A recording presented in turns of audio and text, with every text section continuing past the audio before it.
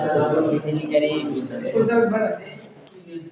نحمد ونصلي على رسوله الكريم أما بعد فأعوذ بالله من الشيطان الرجيم بسم الله الرحمن الرحيم জামিয়া ইসলামিয়া বাংলাদেশ দারুল উলুম মাদ্রাসা senior সম্মানিত সভাপতি ও সদস্য বিচারক মণ্ডলীগণ, আমার সামনে উপস্থিত বাংলার দূর দূরান্ত থেকে ইলম ও ইহু অন্বেষণকারী ছাত্র ভাইরা, আমার পক্ষ থেকে আপনাদের সবাইকে আন্তরিক শুভেচ্ছা ও অভিনন্দন। আজকে আমাকে যে বিষয়বস্তু নির্ধারণ করে দেওয়া হয়েছে তা হলো সময়ের মূল্য। আমি এই বিষয়ে কিঞ্চিত আলোচনা করব। আমা তৌফিকি ইল্লা বিল্লাহ। আল্লাহ পাক সূরা নিসার 103 নম্বর আয়াতে বলেন, ইন্নাস সালাতা কানাত আলাল মুমিনিনা কিতাবাম মাওকুতা। নিশ্চয়ই ঈমানদারদের উপর নামাজ ফরজ নির্দিষ্ট সময়ে।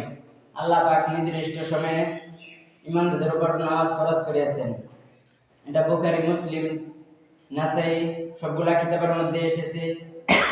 হযরত আব্দুল্লাহ ইবনে মাসউদ রাদিয়াল্লাহু তাআলা বর্ণনা, নবী করিম সাল্লাল্লাহু আলাইহি সাল্লামকে জিজ্ঞাসা করা হলো, ইয়া রাসূলুল্লাহ, আইয়ুল আমালি আহাব্বু ইলাল্লাহ, আল্লাহর নিকট কোন আমলটা সবচেয়ে বেশি প্রিয়? আল্লাহ রাসূল সাল্লাল্লাহু আলাইহি সাল্লাম জবাব দিলেন, as-সালাতু আলা ওয়াক্তিহা, সময়মতো নামাজ পড়া আল্লাহর নিকট সবচেয়ে বেশি প্রিয়। আব্দুল্লাহ ইবনে মাসউদ রাদিয়াল্লাহু তাআলা আনহু আরো বলেন, আমি দুনিয়ার কোন বিষয়ের উপর এত আফসোস করি না। দুনিয়ার হাজার কিছু যদি আমার ছুটে যায়, আমার তো আফসোস হয় না।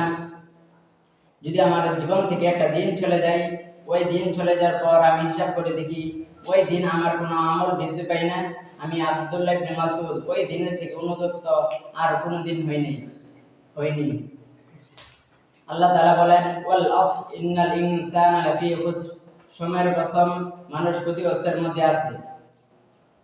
হযরত হাসান বসরি রাহমাতুল্লাহি আলাইহি বলেন, ইয়া বানি আদম ইন্নামা আনতা আইয়াম, হে আদম সন্তান, তোমার জীবনটা সময়ের সাথে আবদ্ধ, তোমার জীবনটা সময়ের সাথে সংক্ষিপ্ত।